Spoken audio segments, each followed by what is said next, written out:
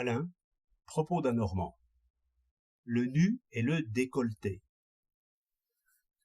Ceux qui montrent sur la scène des femmes très peu habillées, et beaucoup de ceux qui vont les voir, disent qu'ils pensent à l'art du sculpteur et à la beauté des lignes, plutôt qu'à de vifs plaisirs et à de violents désirs.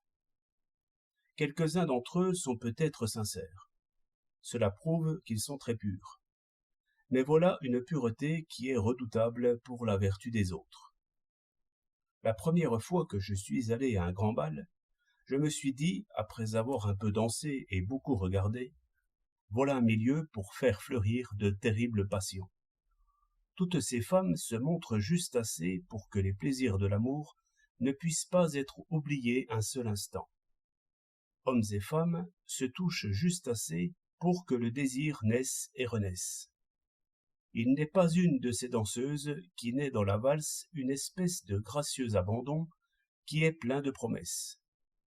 Toutes sont mises pour plaire et veulent plaire, les unes afin de se marier, les autres afin d'égayer le mariage.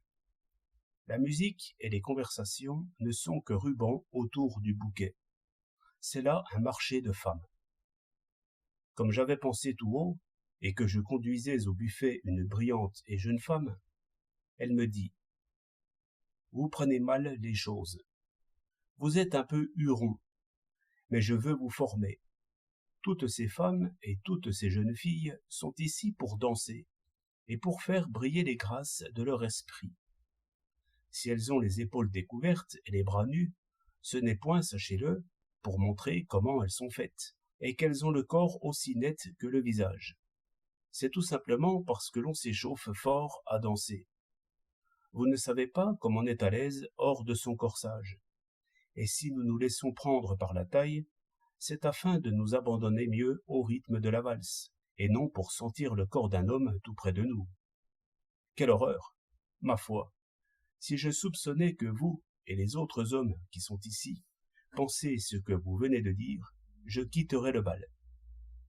L'admirable, c'est qu'elle me disait ces choses d'un air à la fois indigné et amusé, de façon que la musique n'allait guère avec les paroles. Mais peut-être était-elle tout simplement innocente et gaie. L'art des femmes est de ne jamais laisser deviner ce qu'elles désirent, et peut-être, chez la plupart d'entre elles, de ne rien désirer du tout, sinon des plaisirs de vanité.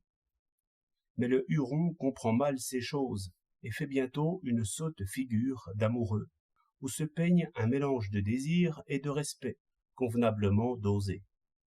Le lit est fait pour les passions, et elles n'y dormiront guère. 11 avril 1908.